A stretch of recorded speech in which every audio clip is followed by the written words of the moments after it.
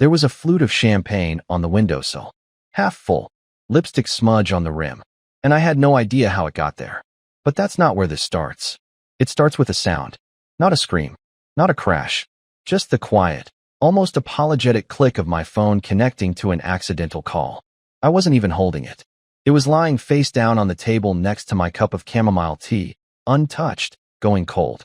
I was knee-deep in my latest obsessive rabbit hole, figuring out if antique teapots appreciate in value based on glaze color. Don't ask why. It's just a thing I do. That sound, though, it pulled me out of my trance. I flipped the phone over. Call in progress, Blair Redheart. I didn't think much of it. Probably a mistake. She was at some company thing, end of quarter drinks, or so she said. Said they were renting out the 42nd floor of the Sterling Tower for celebratory nonsense. I remember those exact words. I was about to hang up. Then I heard her voice. Not talking to me. He still texts me good night, every single night. Like clockwork. 9:34 p.m. A pause. Then a man's voice, low and amused. That's kind of sweet. Or desperate. More laughter. Her laughter. That little laugh she only uses when she's chasing danger. Like when she sped past a state trooper once doing 95 in a rental car and said, "Let's see if he notices." I reached for the volume button. Turned it up. "It's not desperation," she said. "It's consistency.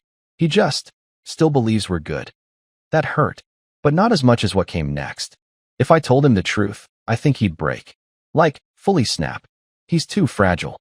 And then, like an exhale made of razors. I hate that about him. I stopped breathing. I don't even remember if my heart was beating at that moment. I just remember the scraping sound, her setting a glass down maybe, followed by more footsteps. Then another man chimed in. Different voice. Rougher. "So when are you ending it?" Another pause. Then the softest reply I've ever heard. I was hoping I wouldn't have to. Silence. Then 3 words I didn't recognize, but would replay in my head 100 times that night. Champagne. Hallway. 10.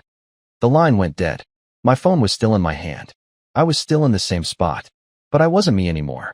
I was whatever comes after you hear the kind of truth that burns your bones before it reaches your skin. I looked over. That's when I saw the champagne flute. Sitting right there on the windowsill. Smudged lipstick. Half full. I live alone. Or at least, I thought I did. I didn't move for 15 minutes after that call ended. My tea had gone completely cold.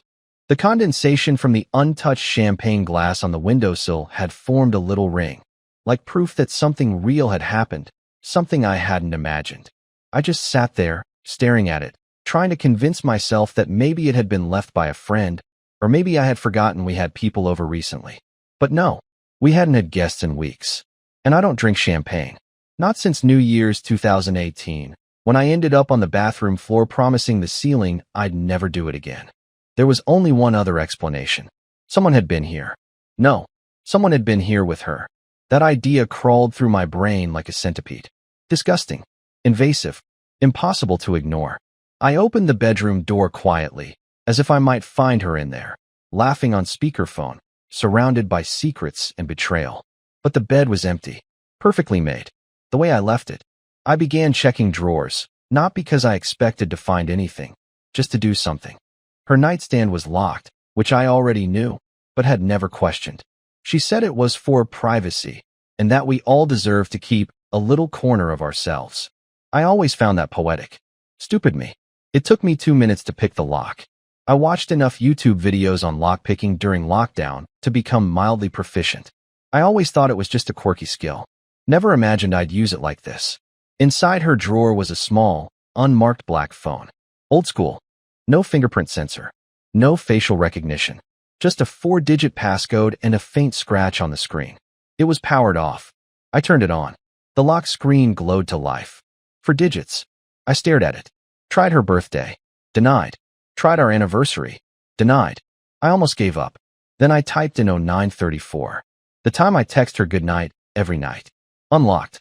I don't know how to describe what I felt in that moment. Relief? No. It was more like a doorway opening into a room that smelled of mildew and blood. You don't want to step inside, but you have to. The home screen had just 4 apps. Phone. Messages. Calendar. Camera. I opened the Messages app first. My hands were shaking so badly I nearly dropped it. There were 3 contacts pinned at the top. Gray, D, C. No names. Just letters. Symbols. The most recent message was from Gray, and it simply said, "You left your glass on the windowsill again. He'll notice eventually." That message was from 2 hours ago. 2 hours ago. Meaning someone had been inside my house while I was home. While I was downstairs. While I was drinking tea and organizing my sock drawer. That was when I noticed something else. The carpet near the back door was damp. Just slightly. Like someone had stepped in with wet shoes and then changed their mind. I'm not proud of what I did next. I didn't call the police. I didn't text her. I just sat down. And I waited. Waited for her to come home.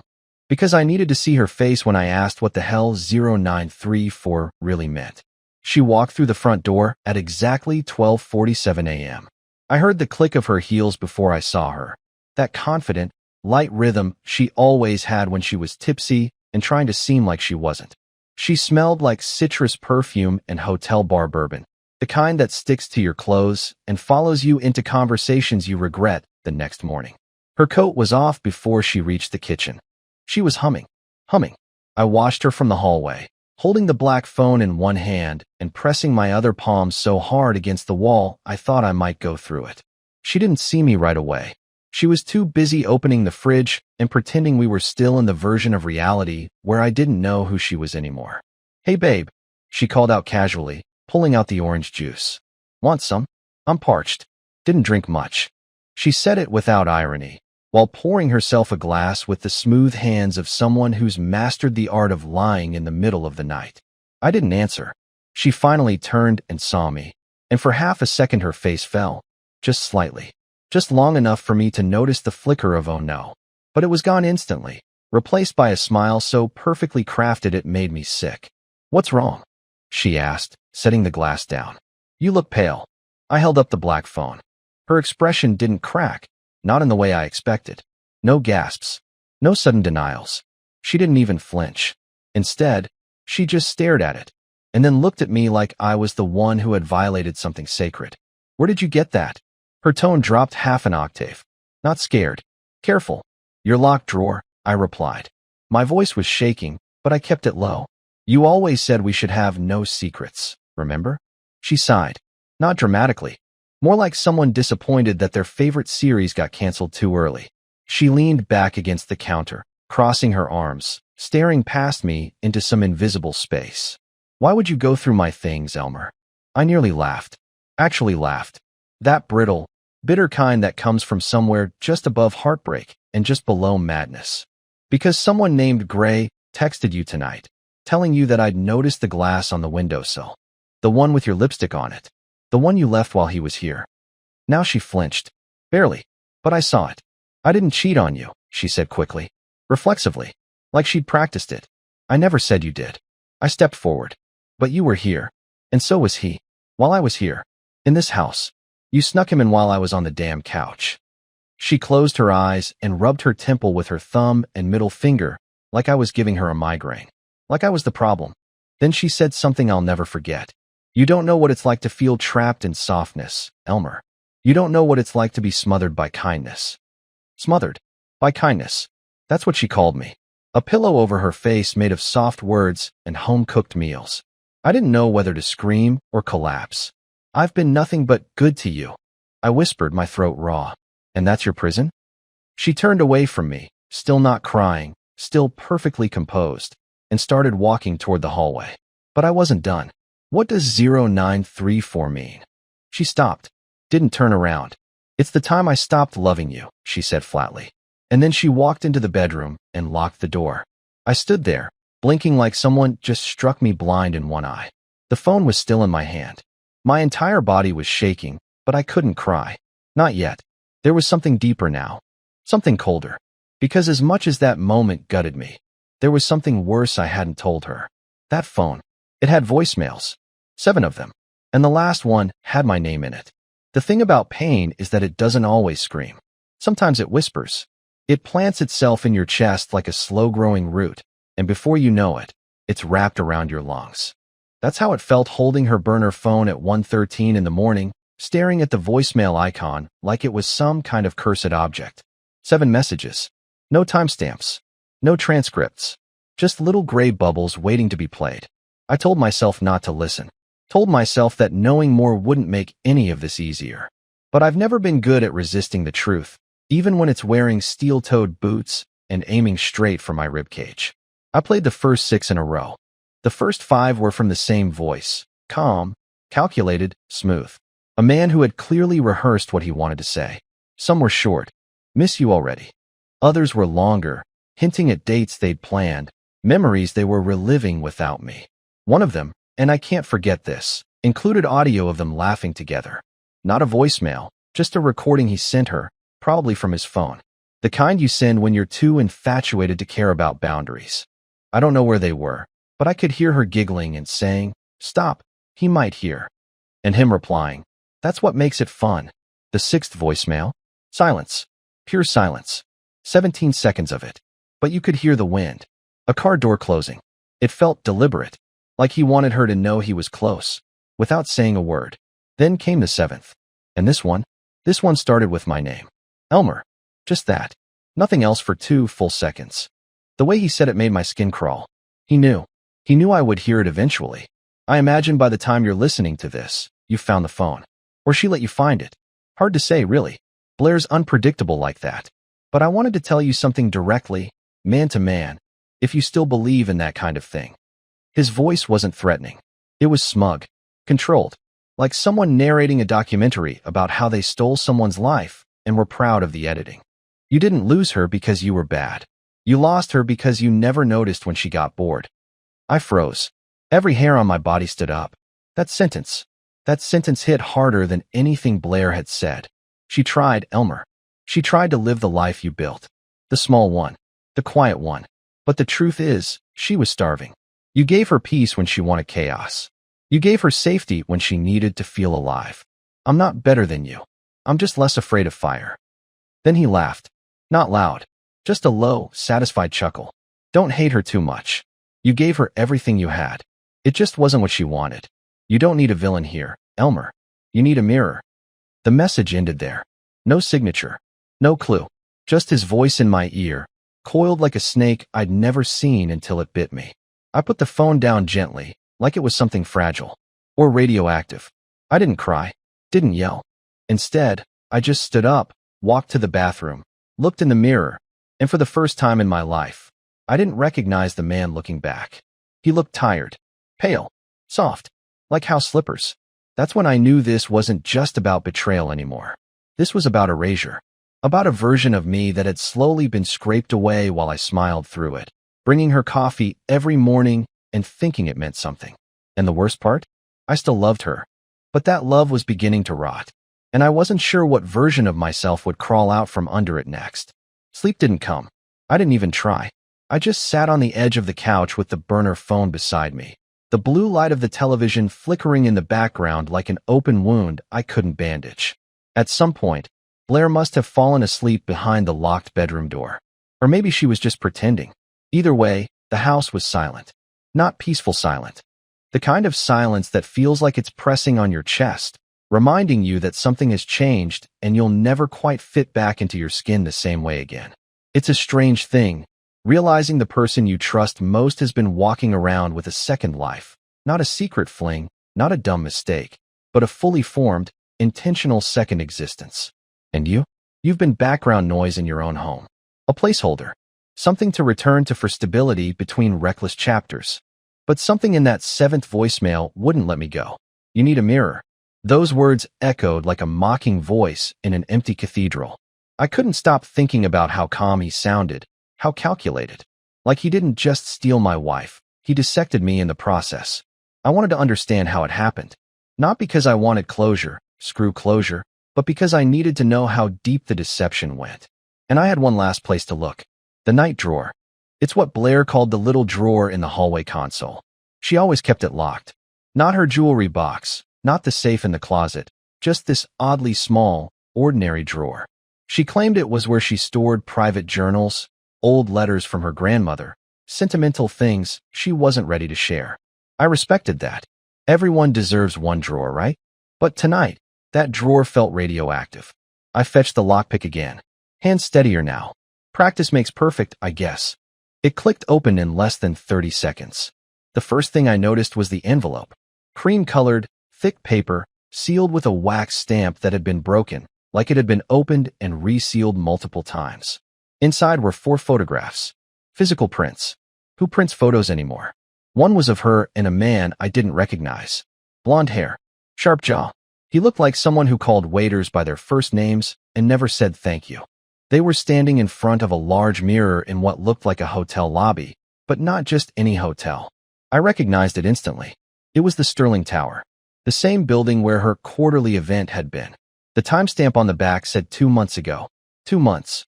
Meaning this had been going on far longer than I thought. Beneath the envelope was a small black leather notebook. Pages worn, corners frayed. I opened it and started reading without hesitation. It wasn't a diary. It was strategy. Names. Dates. Observations. The entries were short, bulleted. E avoids conflict. Withholds anger. Write about stress equals sympathy. Repeat small lies. Make them routine. If questioned, flip it. Why don't you trust me? Told Gray, he won't leave me, even if he finds out. It wasn't journaling. It was manipulation training. Each entry was like a blow to the chest. This wasn't someone caught up in emotion. This was a plan. A methodical descent into betrayal that she expected me to survive. Because she knew I would stay. Because she knew I was weak. At the bottom of the drawer, beneath the notebook, I found something that nearly made me throw up. A spare key. But not to our house. It had a tag on it. Sterling 42B. A unit number. A place she kept. Or maybe they kept. My wife had a second key to a second life. And she'd hidden it in the one place she assumed I'd never look. I stared at it. This tiny piece of metal that suddenly weighed more than everything else in my life combined. I turned it over in my fingers like I was examining a weapon. And maybe I was. Because in that moment, something snapped inside me. Not rage, not sorrow, something colder. Quieter. I was done being the man who waited for answers. Tomorrow, I'd go to Sterling Tower. And whatever I found in Unit 42B, I wouldn't be coming back the same. It was a building I'd driven past 100 times before, never once imagining it would hold a piece of my life I hadn't been allowed to see. Sterling Tower stood like a monument to everything I wasn't. Clean lines, cold windows, and the smell of money so thick you could choke on it. It was early. The city hadn't woken up yet. People were still pressing snooze and clutching their pillows. Meanwhile, I was standing in the lobby with a stolen key to a secret life my wife had been living right under my nose. I didn't belong there. Not in my faded hoodie, not with my scuffed sneakers, and especially not with the pressure in my chest like someone had tied a boulder to my sternum. But no one stopped me. The elevator accepted the key card without a blink, and before I knew it, I was rising past floors I'd never be invited to, heading straight for the top, floor 42. Executive level. Where she said her office parties happened. Where she told me they served fancy shrimp cocktails and bad jazz. I never knew she was also serving up her double life. The hallway outside Unit 42B was too quiet. Carpet too soft. Doors too perfect. I stood in front of hers for longer than I'd like to admit. The key trembled in my hand. I wasn't scared of what I might find. I was scared of what I wouldn't be able to unsee once I opened that door. But I did it anyway. The lock clicked, and the door opened silently. No creak. No sound. Just an invitation into a place that smelled like expensive cologne and betrayal. The lights were dimmed to a soft gold, the air lightly perfumed. Everything was painfully curated. Minimalist, but soulless. A long beige couch sat like a showroom display across from a marble coffee table. A few magazines fanned out artfully. A bowl of fake fruit. This wasn't a place someone lived. It was a place someone escaped to. And then I saw it. A framed photo on the side table near the window. A man, him. Same one from the photo in the drawer back home. The man with the arrogant smirk and teeth too white to trust. This wasn't a hidden affair. This wasn't some cheap fling. This place, it belonged to both of them. I felt my legs move before my brain caught up.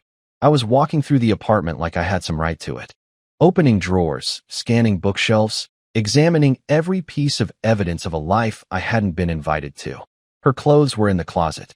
Her perfume was on the vanity. Her handwriting was on the notepad next to the bed. And then I saw the list taped to the closet door. At first, I thought it was a grocery list or something stupid and domestic like that. But no, it was a checklist. Neatly written. Bullet points. Deadly. Transfer remaining funds from joint. Initiate legal consult. Emotional distress clause. Gray confirmed. 42B utilities under Shell Corp. Easier if he breaks first. Gray suggests silence for now. Prepare phase 2. That phrase again. Phase 2. I didn't know what it meant. Not exactly. But I knew what it implied. There was more. There was a next step. Something I hadn't seen coming. Something she was saving for later. It wasn't just about leaving me. It was about defeating me. I was a problem to be managed. That's when I noticed the envelope on the desk. My name on the front in her handwriting. No honey, no L, no babe. Just Elmer. I opened it slowly, hands cold. The letter inside wasn't emotional. It was surgical. A 3-page dissection of our marriage. Of my emotional patterns. Of my fear of change. Of how I clung to stability like it owed me something. She said I had stopped growing. That I had made her feel like a character in someone else's novel. That she wasn't leaving out of anger, but out of necessity. And then the sentence that made me physically nauseous. If you'd ever fought for me the way you fought to stay comfortable, this might have ended differently. I folded the letter and sat down on the bed. Everything was so neat, so untouchable. I was sitting in the heart of their lie, and it was cleaner than my own home. Sterile, sanitized, empty. But something shifted in me then. I realized she didn't expect me to come here. She didn't expect me to see this. The letter was for the idea of me. Not for the man who found the burner phone. Not for the man who stood in this room, holding the keys to her hidden life. I wasn't part of her narrative anymore. I was a footnote. But I wasn't done. As I stood to leave, something caught my eye near the lamp. A small metal box, tucked under a stack of receipts. It wasn't locked. Inside was a flash drive. No label. Just a plain silver stick that looked unimportant, unless you were hiding something. I slipped it into my pocket without thinking. Because if she had a phase 2, then so would I. I didn't go home right away. I couldn't. Not after seeing what I saw in Unit 42B. I needed space. Air. Time. Something to remind me that the world still functioned outside of curated betrayals and jasmine-scented lies. I ended up in a 24-hour diner on 3rd and Marlowe. The kind of place where the booths are cracked and the coffee tastes like regret. Perfect fit for someone like me. I ordered eggs I didn't eat, stared at a menu I didn't read, and kept one hand wrapped around the flash drive in my pocket like it might crawl away if I let go. I still didn't know why I'd taken it. Instinct maybe. Or maybe I just needed to take something from that apartment. Something real. Because Blair had taken everything else. My trust, my routine, my marriage, and flipped it into some twisted performance where I was the only one who didn't know I was being watched. I didn't even care if it was filled with spreadsheets or budget files. I just needed something that wasn't designed for me to believe in. By the time I got home, the sun was fully up. Blair's car wasn't in the driveway. She hadn't called, hadn't texted. I didn't know if she was at the office, at the tower, or halfway across the state with that smirking piece of cologne-wearing corporate art. I didn't care. Not in that moment.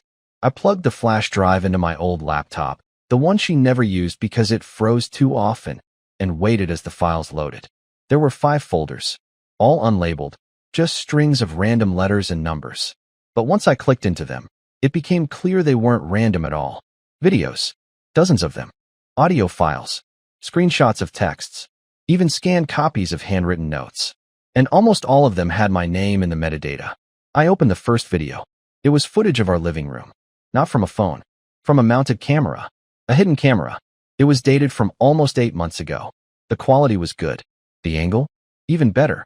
I saw myself coming in from the kitchen, setting down a mug, and sitting on the couch with a book. I looked tired. Normal. Harmless. But in the corner of the screen was a timestamp and a label, subject baseline, E. Wilkes. My hands started sweating. I opened another video. And another. Every clip was a scene from our home. Me folding laundry, me talking to myself while cooking, me pacing in the office late at night. One even showed me asleep. The audio was clear. Too clear. This wasn't an accident. This was surveillance. Then came the audio files. Recordings of conversations. Edited. Trimmed. Labeled by date and topic. Gaslight response test. Jealousy trigger. Coworker scenario.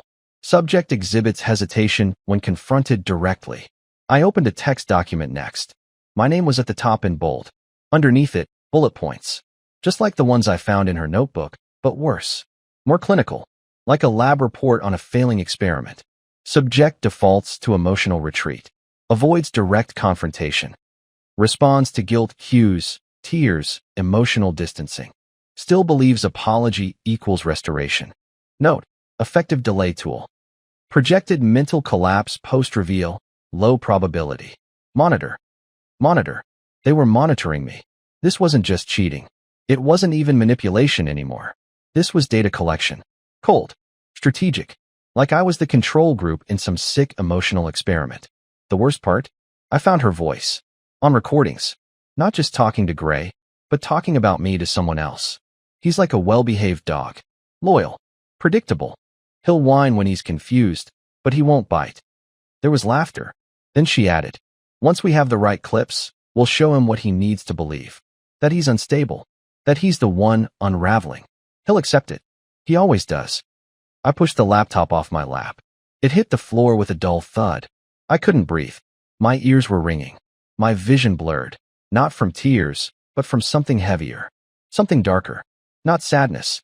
Not even betrayal. Violation. They had built a version of me, on file, in folders, in video, just to prove to me that I wasn't real. That I was weak. That I was the problem.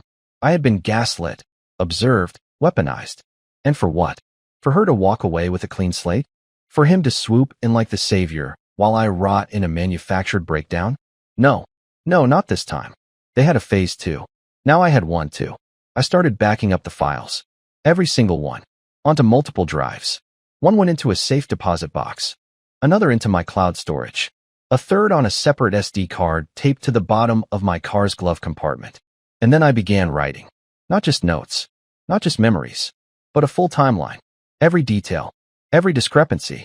Every lie. If they wanted to build a version of me that could collapse under pressure, I'd build one of them that could collapse in court. The word revenge sounds dirty to most people. It conjures up images of rage, of screaming, of throwing plates and burning bridges. But what I felt wasn't rage. It was focus. Cold, surgical clarity. I wasn't going to scream. I wasn't going to beg. I was going to outlast her. Quietly. Thoroughly. With precision. And I had everything I needed to do it. The flash drive was my weapon. Their surveillance, their recordings, the reports Blair and Gray made behind my back. Every damning second was now duplicated across 3 separate locations. One in my lawyer's hands. One with a journalist friend I hadn't spoken to in years, and one encrypted and set to automatically send to my work email if I didn't log into my backup account every 48 hours. It wasn't paranoia. It was insurance. I didn't confront Blair. I didn't storm into the apartment, slam evidence down on the table, and demand tears or apologies. I stopped playing the character she'd written for me, the quiet, pliable man she believed wouldn't push back. I let her keep thinking I was broken, that I was unraveling just like she'd planned. What she didn't know was that the first person I contacted wasn't a lawyer. It was her firm's compliance officer. I didn't accuse. I didn't dramatize. I just dropped the facts. Anonymous tip.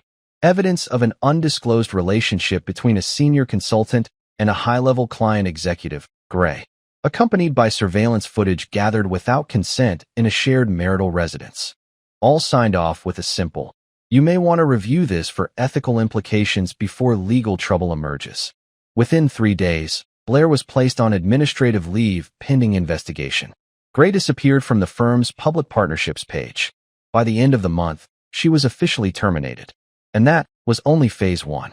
Phase 2 came next, the divorce. I filed first. No dramatic showdown. No crying at the table. Just papers delivered to her office. Well, to whatever co-working space she was freelancing out of by then. She had lost her job, her reputation, and the man who thought he could puppeteer my mental breakdown. Turns out Gray didn't stick around once the legal fire started. Corporate sharks don't mate for life. She tried to delay, to reframe the narrative, even offered to have a real conversation over coffee. I declined. She tried to weaponize the recordings, twist them, show that I had been irrational or controlling. But the full context was on my side. She had edited those clips. She had labeled me like a science project. Once the court saw what I showed them, the uncut footage, the audio logs, the timeline, I didn't just win the divorce. I walked away clean. She got nothing. No alimony. No house. No part of the savings I'd moved to my private account weeks before filing. And me? I got my life back. The old version of me, the soft-spoken, guilt-prone, desperate to please version, died somewhere around voicemail number 7. But what grew in its place wasn't bitter, just sharper, wiser. I started therapy, not because I was broken, but because I wanted to understand how I'd been programmed to stay small for so long. I rebuilt my days. Took the job offer in Portland I turned down for her 3 years ago. Moved into a quiet cottage with bookshelves and a view of pine trees instead of glass towers. I stopped texting goodnight at 9:34. And one morning, months later, I woke up to a message from someone I hadn't spoken to in a decade. Ellie, a friend from college. She'd seen my name in an article about the hidden digital weaponization of relationships, the one my journalist friend ran, based on the contents of that flash drive. She didn't even know it was me. Just said the story moved her. We got coffee, then dinner, then, slowly, everything else. She's nothing like Blair. And that's the point. Ellie laughs with her whole face. She makes me feel like a person, not a profile to be analyzed. When I talk, she listens. Not because she's looking for weaknesses, but because she actually wants to know me. And every time she smiles at me like I matter, like I'm not just a footnote in someone else's ambition, I'm reminded that surviving isn't enough. Healing is real. And sometimes, when you lose the person you thought was your future, you make room for the one who was meant to be all along.